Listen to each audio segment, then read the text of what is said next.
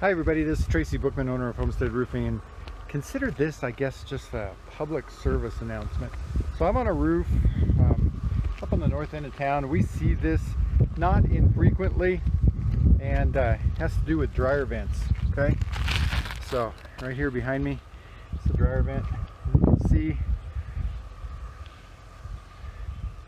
and this is just right here at the termination, or the end of the dryer vent, right where everything blows out.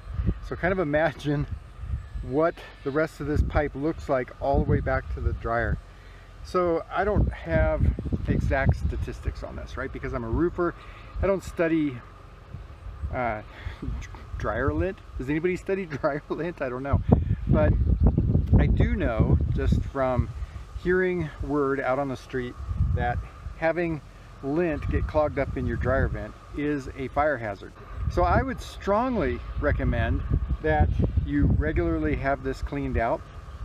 There are companies in town that do that. Sorry, I can't name any, but it is a real good idea to have this kind of thing checked regularly. Homestead Roofing does not do that work, although I'm starting to see opportunity here, but no, right now Homestead Roofing doesn't do it, and unfortunately we can't refer you to anybody. Do your due diligence, shop around, find a company that does it, get referrals. Don't just call somebody off of Craigslist. Find out a good company that'll do it for you. And if you get any other questions about this topic or any other roofing related topic, please give us a call right up here at our office phone number, 719-433-6991. Here, I'll get rid of that.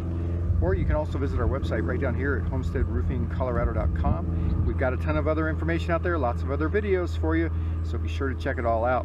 If you like this video, please give us a big thumbs up. Also subscribe to our channel and click the bell icon up there so that way you get notified when we've got new videos. And until our next video, I'm Tracy Bookman, owner of Homestead Roofing.